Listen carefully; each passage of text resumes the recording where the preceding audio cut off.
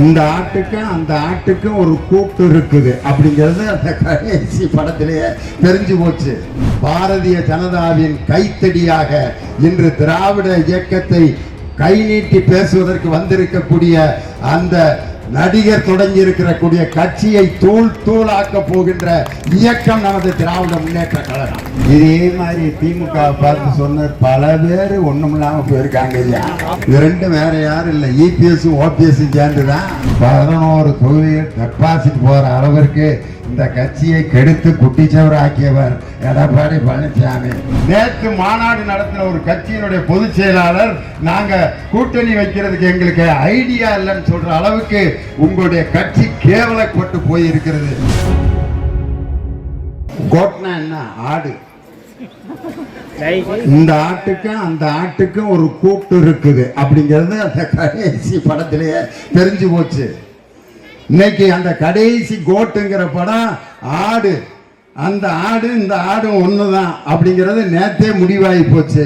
பாரதிய ஜனதாவின் கைத்தடியாக இன்று திராவிட இயக்கத்தை கை நீட்டி பேசுவதற்கு வந்திருக்கக்கூடிய அந்த நடிகர் தொடங்கி இருக்கக்கூடிய கட்சியை தூள் தூளாக்க போகின்ற இயக்கம் நமது திராவிட முன்னேற்ற கழகம்.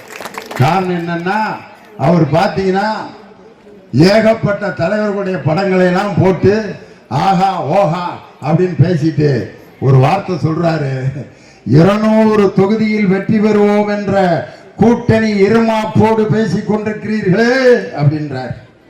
உங்களுடைய கட்சி, உங்களுடைய கணக்கு மைனஸ்ல போகின்றார். இன்னைக்கு அந்த தம்பிக்கு நான் சொல்றேன், இதே மாதிரி திமுக பார்த்து சொன்ன பல பேர் ஒண்ணும் இல்லாம போயிருக்காங்க.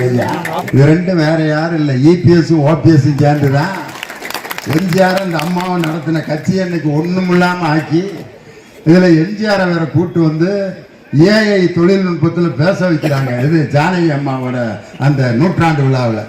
உண்மையிலே எம்ஜிஆர் என்ன பேசியிருப்பாரு நினைக்கிறீங்க? நான் ஆரம்பித்த இந்த அதிமுக இந்த இயக்கத்தை ரத்தத்தின் ரத்தமான உடம்பிறப்புகள் சிறப்பாக காப்பாற்றியிருந்தீர்கள்.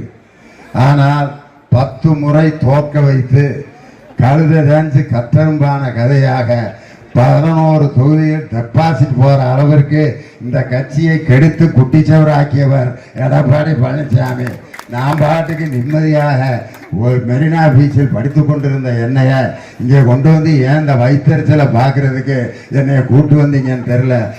இனிமே எவனாவது என்னை அங்கிருந்து கூட்டி வர்றதுக்கு முயற்சி பண்ணீங்கன்னா தொலைச்சிருவண்டா அப்படின்னு தான் சொல்லி பேசிட்டு போயிருப்பார். 10 முறை தோல்விகளை அனுபவித்து 11 தொகுதியில எம்பி தொகுதியில டெபாசிட் போன பிறகு இன்னைக்கு பொதுக்குழுவில் பேசுறாரு, அதிமுக 200 தொகுதியிலேயே வெற்றி பெறும்டா அப்படின்றார். ஜனவரி மாசத்துல இருந்து ஒவ்வொரு தொகுதிக்கு சுற்றுப்பயணம் வர்றாரு. ஏற்கனவே கள ஆய்வுல சட்டையை கிழிச்சுக்கிட்டு ஒன்னொன்னு